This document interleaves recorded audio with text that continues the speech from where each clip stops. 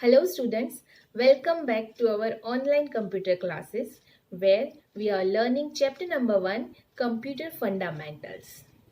Students, this is your second session and in this session we will learn about some interesting topics and some different calculations. Students, these topics and calculations which you will learn today are very important from your examination point of view. So, without wasting much time, let's start our today's session. Chapter 1, Computer Fundamentals, Session 2. Students, these are the points which we have covered in Session 1. Hardware and software, classification of computer language, low-level languages and high-level languages. Low-level language is also classified into two parts, machine-level language and assembly language. We have seen advantages and examples of high-level languages. Then binary number system, in that we have seen units of binary number system. Then we have seen one calculation of converting decimal numbers to binary numbers. Now in this session, we will see converting binary number to decimal number. In session 1, I have given you some decimal numbers to convert it into the binary numbers. So here I am giving you answers of those numbers. Please check your numbers, tally your numbers. If anything is wrong, please see the video again and do the calculation properly. Okay?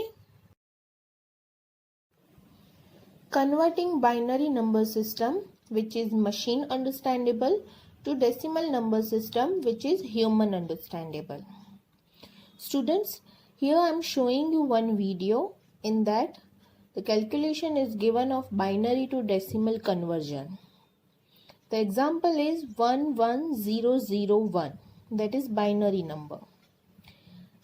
A positional value is given to every digit in the binary number. You can see the video. Each and every binary number containing a positional value with base 2. Because that is binary number and binary numbers base is 2. So from base 2, from the last number, we are increasing the power of base 2, that is 0, 1, 2, 3 and 4. It means the positional value is in terms of powers of 2. The digits are multiplied with their positional values and the products are added to get the decimal number. So here you can see all the products are multiplied with positional value and added to each other, and finally we will get the decimal number. Here in this example, that is 11001, in this example we will get the answer 25. And that is your decimal number, which is containing base 10. Let's see one more example from your textbook. So here is an example of converting binary number to decimal number. 10011 is binary number which is containing base 2. And we have to convert it into the decimal number with base 10. So as I told you before, we will give positional value to every digit in the binary number in terms of increasing powers of 2. Starting with the extreme right means start with last digit in binary number. So last digit we are giving base 2 with power 0, increasing power from the last number. So starting with the 0, we are increasing the power of base 2, 2 and power 1. Again here 2 and power 2, 2 and power 3, 2 and power 4. So here we have given positional value to each and every binary digit. Okay, let's start the calculation. First, write down all the bits given in the number. So we have 1, 0, 0, 1, 1. Okay, these are 5 bits in our binary number. Then multiply its positional value like we have written in table. So from the last number we have positional value is 2 raised to 0. So multiply this 2 raised to 0. Okay. Then here multiply 2 raised to 1. Here multiply 2 raised to 2. Here multiply 2 raised to 3. Multiply 2 raised to 4. Okay. Now these all products. This is first product, second product, third, fourth and fifth. All these products will be connected with the plus sign. So add plus sign in between. Okay, so this is the first process of this calculation. Now next process. See, 2 raised to 4 means what? Multiply 2 into 2 into 2 into 2 4 times. So 2 into 2 is 4, then 4 into 2 is 8 and 8 into 2 is 60. Plus sign and then next product. So children, here you all are aware that if we multiply any number with 0, then answer will be 0. So here 2 raised to 3 is multiplying with 0, so answer becomes 0. Plus next product also containing 0 multiplication, so again the answer is 0. Next, 1 multiply 2 raised to 1. It means 2 raised to 1 only one time. So 2 multiplied by 1 is equal to 2. Add. Now the last product. Here you all are aware with the maths rule that if any number contains power 0, then the answer must be 1 only. So here also 2 raised to 0 will be 1 and 1 multiplying by 1 becomes 1. So clear with this calculation? Lastly, we have to add all numbers. So 16 plus 0 plus 0 plus 2 plus 1 is equal to 19 with base 10. So the binary number 10011 is converted into the decimal number 19. Okay? Students, did you know? Here two more types of number systems are given. We have already seen decimal number system and binary number system. Here two more are given, that is octal number system uses 8 types of digits from 0 to 7. So the base of number system is 8. Hexadecimal number system uses 16 types of digits from 0 to 9 and alphabets from A to F. So the base of number system is 16. Digits from 10 to 15 are represented as 10A, 11B, 12C, 13D, 14E, 15F.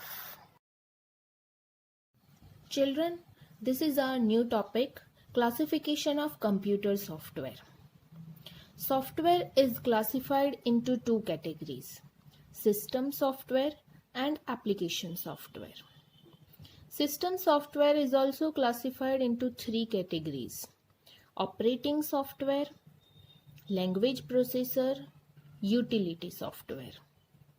And application software is also classified into two categories: general purpose application software and specific purpose application software. System software. It is required to control the operations of a computer system.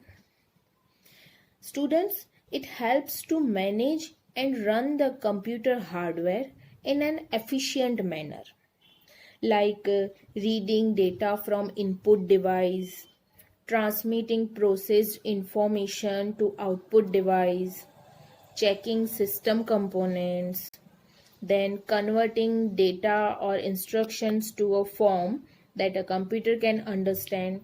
These all work can be done by the system softwares. The system software can further be classified into three categories. First, operating system, that is OS. Second, language processor. And third, utility software. Let's see all three categories in detail. Operating system. Students, when we are purchasing a new laptop or desktop, so the first software that the serviceman installs is an operating system. Why? Because without operating system, you cannot install any other software. So, an operating system serves as an interface between the user and the hardware. The purpose of the operating system is to provide an environment in which users can execute their programs. It also ensures that the computer hardware is used in an efficient manner. Children, a computer system has many resources like CPU time, memory space, file storage space, input-output devices, cache memory, hard disk, and so on. These resources enable a computer system to function efficiently. The operating system acts as a resource manager by allocating these resources to specific programs and applications. Examples of operating system. Students, these are the logos of operating system.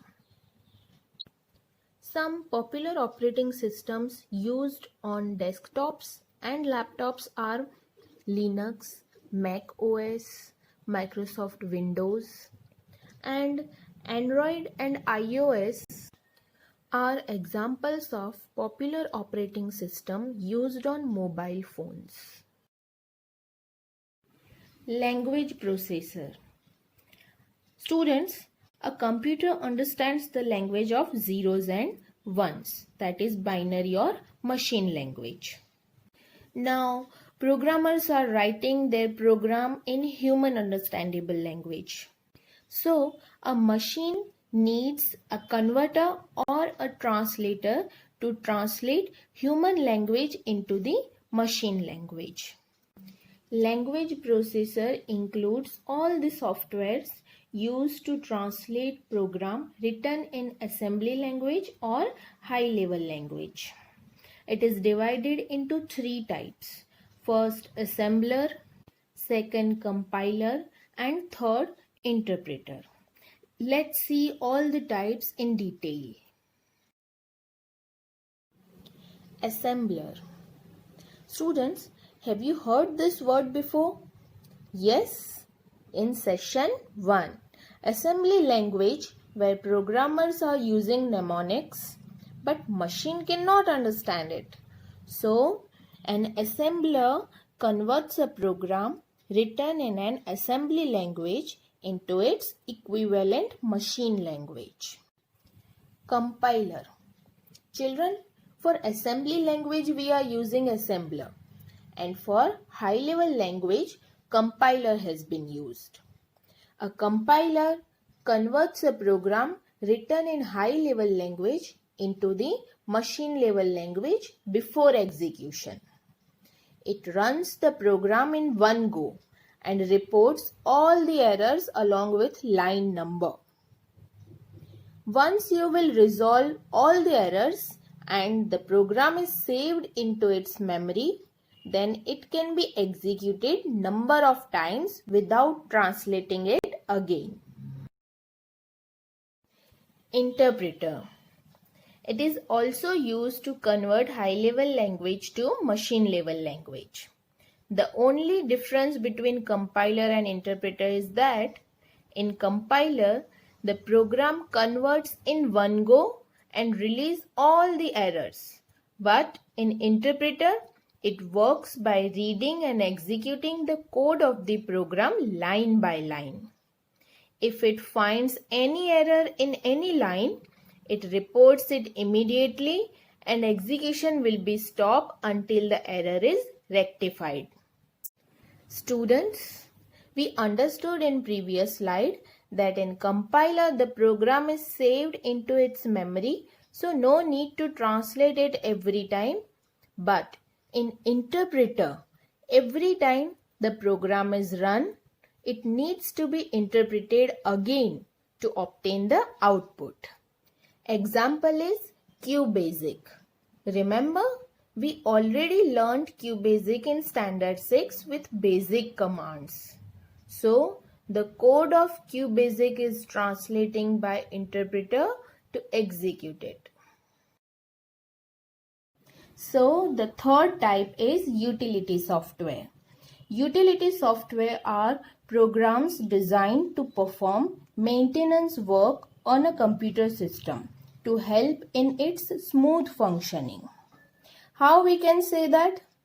So children, see the examples. Disk cleanup utility. So I hope you all are aware with Clean Master application in mobile. It removes all cache memory from the mobile. So Clean Master application is called Disk Cleanup Utility Software. The next one is antivirus software. Norton, AVG, Quick Heal, these are the examples of antivirus software. It helps to remove virus from laptops, desktops and mobiles. And the third one is data compression software. Here two examples are given, WinZip and WinRAR. These softwares are used to compress the bigger files. Okay, clear? So here we complete our system software topic. So students, I hope you all are clear with binary number to decimal number conversion. Here I am giving you homework for converting binary number to decimal number. 5 binary numbers are here. So see the video properly and convert it into the decimal number. Thank you. Take care. See you in the next session.